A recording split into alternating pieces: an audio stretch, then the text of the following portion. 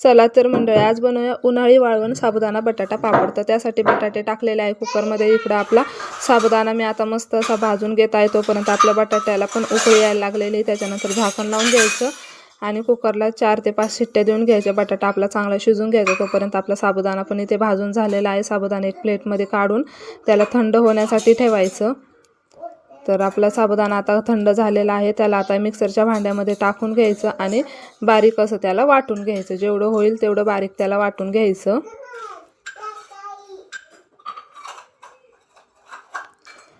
तर बघा आपला साबुदाणा वाटून झाला। त्यानंतर पुरणाचे चाळण घेतलेले आहे। त्याच्यावरती हे जे साबुदाण्याचं वाटलेलं मिश्रण आहे ते टाकून घ्यायचं आणि असं चाळून घ्यायचं त्याला। त्याच्यानंतर बटाटे पण आपले उकडून थंड झालेले आहे। बटाट्याचे असे साल काढून घ्यायचे। सर्व एक एक करून सर्व बटाटे असे सोलून घ्यायचे। इथे मी 2 किलो बटाटे घेतलेले आहेत आणि त्याला मी आतपावपेक्षा थोडासा जास्त असा साबुदाणा टाकून घेतलेला आहे। तर बघा आता आपले बटाटे सोलून झालेले आहेत। त्यानंतर आता पुरणाच्या चाळणीवरती बटाटे टाकून असे स्मॅश करून घ्यायचे आहेत। पुरणाच्या चाळणीने चांगले स्मॅश होतात बरं का आपले बटाटे। तर शक्यतो त्यानेच करायचे किंवा किसणी असेल तर किसणीने किसले तरी पण चालतात बरं का। तर बघा असे करून आहे ना सर्व बटाटे आता मी स्मॅश करून घेणार आहे। त्यानंतर आपले बटाटे स्मॅश करून झाले की आता लगेच मिक्सरच्या भांड्यामध्ये हिरवी मिरची टाकून घ्यायची। आवश्यकतेनुसार मिरची वाटून घ्यायची।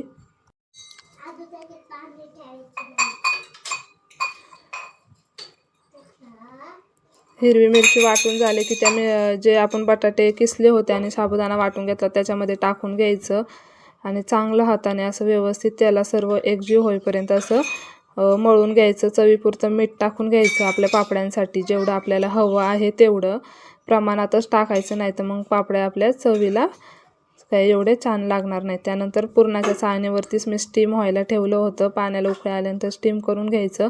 त्यानंतर पीठ ते काढून घ्यायचं, थोडंसं थंड होऊन द्यायचं। मग पुन्हा सर्व असे गोळे करून घ्यायचे एक सोबतच सर्व पिठाचे आणि त्यानंतर लगेच पुरी यंत्र घ्यायचं। त्यावर एक प्लॅस्टिकचा कागद ठेवायचा, त्याला थोडंसं अगदी तेल लावायचं। पहिल्या पापडलाच तेल लावायचं, दरवेळेस तेल लावायचं नाही तर मग तेलकट वास येतो आपल्या पापडांचा। त्यानंतर हाताच्या सहाय्याने पण असं थोडासा पापड पातळ करून घेतलेला आहे आणि असं करून सर्व पापड मी ते बनवून घेतलेत। बघा 2 किलोमध्ये एवढे असे पापड रेडी झालेले आहेत।